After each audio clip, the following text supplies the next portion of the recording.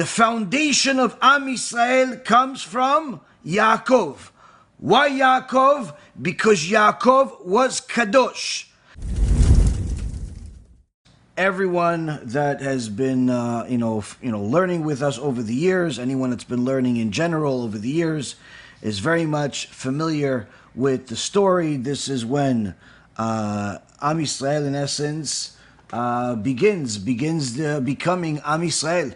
Although it all started with Avraham, Yitzhak, and Yaakov, the next chapter is really when we all became slaves in Egypt, suffered tremendously until the salvation eventually came, and Kadosh Baruch Hu gave us the Torah. But in between the lines, there is a common denominator that you will find across the entire Torah. The message that's between the lines that is teaching us about Kedusha. So much so that you literally see it everywhere in the Torah, not just random places, but literally in every single part of the Torah, you will see extraordinary and important teachings about Kedusha, about morality, about, of course, the prohibition of immorality and wasting seed and adultery and all of those things that unfortunately have become all too common in our generation. But the constant teaching and the repetition and the reappearance of the teachings of Kedusha show us that Kedusha is the foundation of Judaism. Achieving holiness, specifically when it comes to morality, is the foundation of Judaism, as the sages repeat over and over again. Now, where do we see the teachings of Kedusha in the Parasha? That's some of the things we'll discuss tonight, Be'ezrat Hashem, and there's going to be some beautiful things that we'll bring also from Rabbi Yaron Reuven that we haven't said in the past, despite the numerous lectures we've given about this topic, things that literally are earth-shattering. Now, Ve'ele Shemot Bnei Yisrael Abayim Mitzrayma et Yaakov ish ubeto ba'u. These are the names of the children of Israel who entered Egypt. With Yaakov, each man and the members of his household entered. So here we see that this is all, in essence, taking us a little bit back, giving us a little bit of background, that this is how we got to where we are. Yaakov Avinu came down with his family to Egypt. There were 70 souls, and this is specifically counting the, mainly the men, with the exception of 2 women. So there was more than 70, because of course everyone was married and so on. But the point is that the 70 souls that are mentioned is repeated several times in the Torah. We discussed this particular point in last year's lecture, so we're not going to repeat it, why this number 70 is of utmost importance and why it's repeated so many times.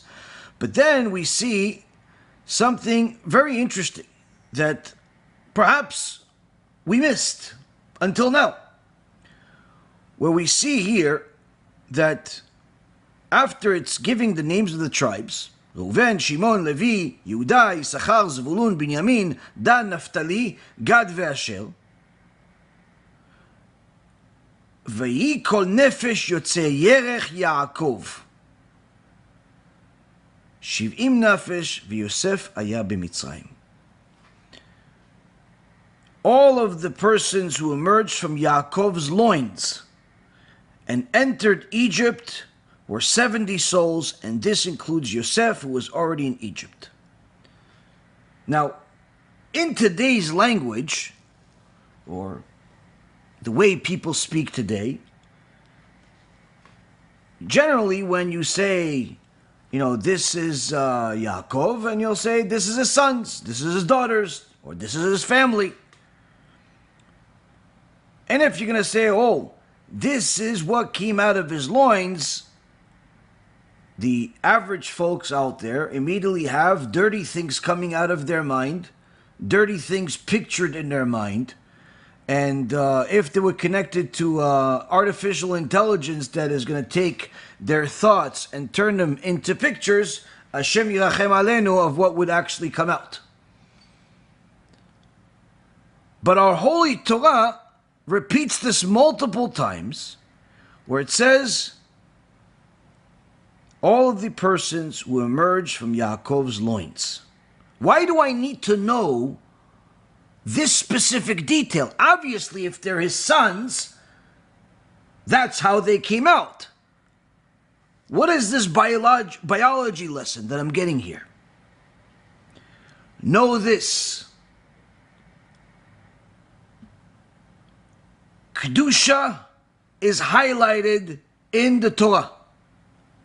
Anytime there is Kedusha, and I don't just mean holiness, superficially holiness, like a holy mitzvah or a holy deed, but rather specifically the matters of Kedusha, the matters of morality.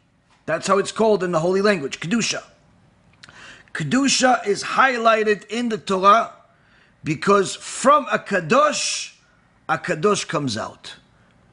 Lehavdil, just like the Gemara says, ayotze mitameh, tameh, someone that's something that's unholy creates things that are unholy. But here also the Torah shows us that holiness can also create holiness. Not always, because we see that Avraham, he had Yitzchak, Kodesh Kodashim, but he also had Ishmael. Yitzchak had Yaakov, Kodesh Kodashim, but he also had Esav, at Esav Saneti. Now, generally speaking, the wickedness of Ishmael or Esav was by their choice. In fact, the Me'am Loez by Rabbi Yaakov Kuli, it's written about 300 years ago, who used to fast for 1 week at a time, from Shabbat to Shabbat, as he was writing the Me'am Loez. And all this he was doing in hiding. No one knew that he did it until it was disclosed by one of the students who found out. But Rav Kuli brings up the point that Esav was actually given tools that were even greater than Yaakov. So much so that he was supposed to be the father for half of the tribes. And he had a potential that's even greater than Yaakov. Initially, they both started on the same righteous path, but then eventually Esav abandoned the world of Torah and followed his desires. Yaakov, on the other hand, became a Kadosh Baruch Hu's favorite, and thereby gave birth to all 12 of the tribes. And this is highlighted here, specifically in the words that all of these holy people, the 12 tribes, emerged from Yaakov's loins.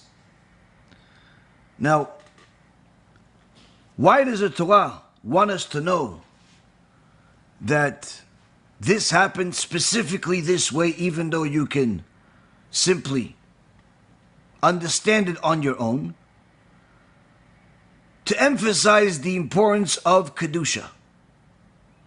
It's not incidental that the time of Shovavim, that is the auspicious time to do TeShuva for immorality, specifically wasting seed or anything connected to it, whether it's addiction to pornography or LGBTQ behavior or adultery or promiscuity, both for men and women. This is the auspicious time where Kadosh Baruch Hu opens up the gates in order to help you do TeShuva for it if you simply so try. So the book of Shemot that begins this time starts with this first lesson. The foundation of Am Yisrael comes from Yaakov. Why Yaakov? Because Yaakov was Kadosh. Not because he prayed 3 times a day, not because he learned Torah, but rather because Yaakov protected his brit so much so that the first seed that ever came out of his body, as we learn in last week's Parashat Vayechi, was the seed that was used by Kadosh Baruch Hu to bring Reuven into the world. The first seed that ever came out of his body was at the age of 87 years old. We are meant to be a light unto the nations, not to follow their misguided practices. Remember, every Jew has to remember that he's a Jew and she's a Jew. We don't celebrate non-Jewish holidays, even if they seem harmless. It's a zilzul, disrespect to the Torah, and could lead to Chilul Hashem, desecration of God's name. Stick to our holy Torah and our own holidays. That's the path of a true Jew.